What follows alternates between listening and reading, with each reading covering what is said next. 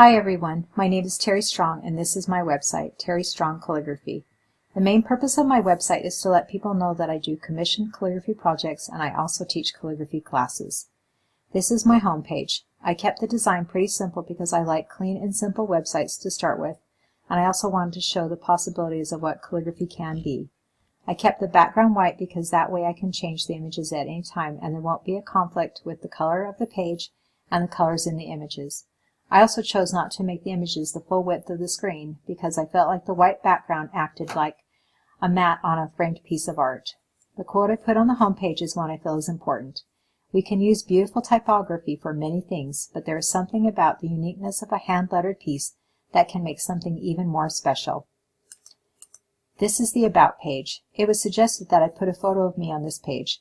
I had tried that, but it just didn't look right to me. It would be the only non-art photo on the website. I put in a drawing of the profile of Alan Fletcher that I drew instead. This is much more fun. The portfolio page shows a few pieces of calligraphy that I have done. I have more to add to this page, I just didn't have time. The examples are different than most people envision when they think of calligraphy.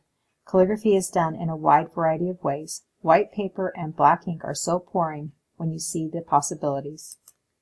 Welcome to the Classes page. It gives a brief description of the class that is listed, and the image next to it shows the alphabet.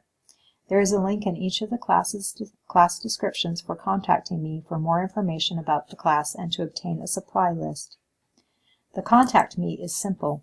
Most calligraphers I know are not very techy. They like hand-done things. I was pretty excited to figure out how to do the text boxes and how to have the links transition. However, the Submit button must be a renegade. It is programmed as relative, but it is not playing well with the rest of the page. It is acting like it is fixed. I have no idea why it is not behaving. A friend of mine told me about a meme. The first line is, I have no idea why my CSS isn't working. The second line is, I have no idea why my CSS is working. I thought that was great.